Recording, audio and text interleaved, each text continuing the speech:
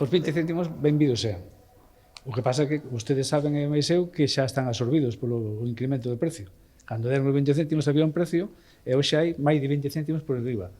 Por iso, nos, no Comité Nacional en Madrid, estamos pedindo que en vez de 20 nos den 40 hasta fin de ano, hasta fin de ano 40 céntimos, e tamén as axudas que hubo directas de 1.250 euros para camión e 500 para furgoneta se volvan a dar outra vez.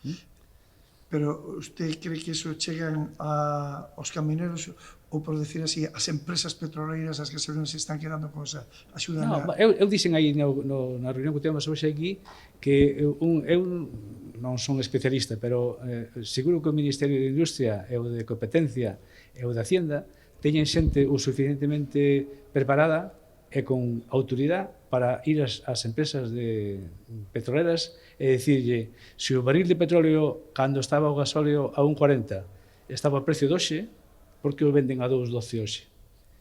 Alguén terá que inspeccionar ese margen que se perde ou alguén se queda con el. Eso dixámoslo aí dentro e digo yo a ustedes aquí ahora, porque é verdade que o precio do petróleo está hoxe a un precio, el barril, que estaba fai 5 anos, máis ou menos, e antes valía o petróleo, usted iba a comprar a gasolineira, o gasóleo, neste caso, a 1,40, e hoxe está a máis de 2 euros.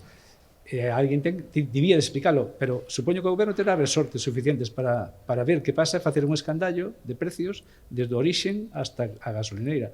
E ao mellor hai sorpresas que estábamos encantados de que se solucionaran.